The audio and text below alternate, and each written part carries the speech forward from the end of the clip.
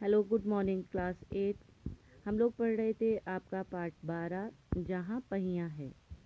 इसका पहला भाग और दूसरा भाग हमने पढ़ लिया था। दूसरे भाग में हमने यहाँ तक पढ़ा था कि जो नई नई नव साक्षर महिलाएं थी, जब उनसे लेखक ने बात की तो उन्होंने अपनी व्यक्तिगत आज़ादी के बारे में लेखक को बताया। अब आज हम इसका तीसरा भाग पढ़ेंगे। देखिए तीसरे भाग में क्या है। साइकिल आंदोलन की एक अगुआ का कहना है, मुख्य बात यह है कि इस आंदोलन ने महिलाओं को बहुत आत्मविश्वास प्रदान किया। एक महिला है जिन्होंने ये आंदोलन शुरू किया था। जब मैंने उनसे बात की तो उस महिला ने बोला कि ये जो साइकिल चलाने वाला आंदोलन है, इसने महिलाओं के अंदर बहुत आत्मविश्वास भर दिया। महत्वपूर्ण ये है कि इसने पुरुष पर उनकी निर्भरता कम कर दी है। इस आंदोलन की वजह से जो महिलाओं को पूर्ण रूप से मर्दों के ऊपर निर्भर रहना पड़ता था, डिपेंड रहना पड़ता था हर काम करने के लिए, उसमें बहुत कमी आ गई है। अब हम प्रायः देखते हैं कि कोई औरत अपनी साइकिल पर 4 किलोमीटर तक की दूरी आसानी से तय कर पानी लाने जाती है। अब हम देख सकते हैं कि आसानी से औरतें अगर 4 किलोमीटर तक भी दूर जाना है तो भी आसानी से चली जाती हैं, किसी का सहारा नहीं देखना पड़ता और आसानी से जाकर अपना काम कर लेती है। जैसे इसमें बताया गया है, पानी लेकर आ सकती हैं। कभी कभी साथ में उनके बच्चे भी होते हैं। यहाँ तक कि साइकिल से दूसरे स्थानों से सामान ढोने की व्यवस्था भी खुद ही की जा सकती है।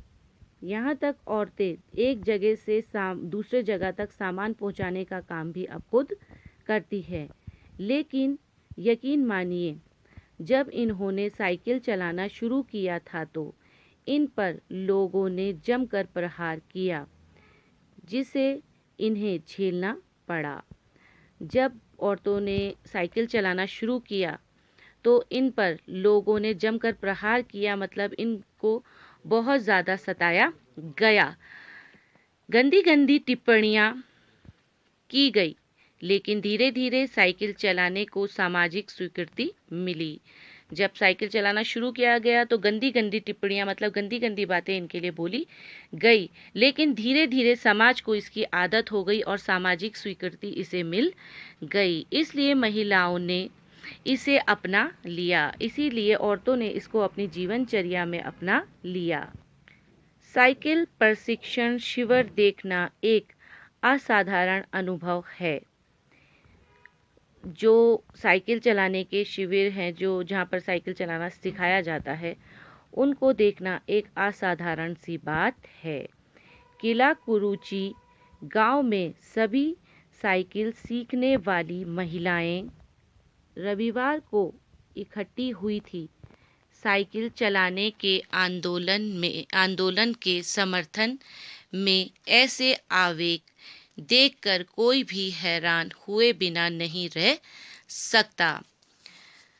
बोला, किला कुरुचि नाम के गांव में साइकिल चलाने वाली जितनी महिलाएं थी, रविवार मतलब संडे वाले दिन वो सारी की सारी इकट्ठा हुई और इस साइकिल चलाने के आंदोलन के समर्थन में, कि मतलब औरतों को साइकिल चलाना चाहिए, इसके प्रोटेस्ट में ये आवेग इतनी औरतों को एक साथ देखना, हमें ये सब देखकर बड़ी हैरानी हुई। उन्होंने इसे सीखना ही है। औरतों ने बोला, हमने साइकिल चलाना सीखना ही है। साइकिल ने उन्हें पुरुषों द्वारा थोपे गए दायरे के अंदर रोजमर्रा की घिसी पिटी चर्चा से बाहर निकलने का रास्ता दिखाया।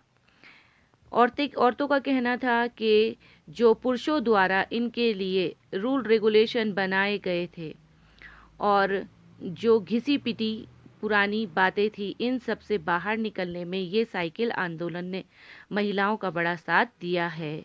ये नव साइकिल चालक गाने भी गाती हैं। उन गानों में साइकिल चलाने को प्रोत्साहन दिया गया है। जो नई साइकिल चलाने वाली महिलाएं हैं वो गानों के ज़रिए औरतों को ज़्यादा से ज़्यादा साइकिल चलाने के लिए बतलाती हैं। इनमें से एक गाने की पंक्ति का भाव है।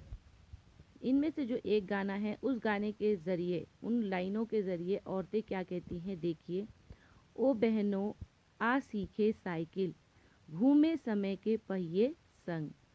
जिन्हें साइकिल चलाने का प्रशिक्षण मिल चुका है उनमें से बहुत बड़ी संख्या में साइकिल सीख चुकी महिलाएं अब नई नई साइकिल सीखने वाली महिलाओं को भरपूर सहयोग देती हैं।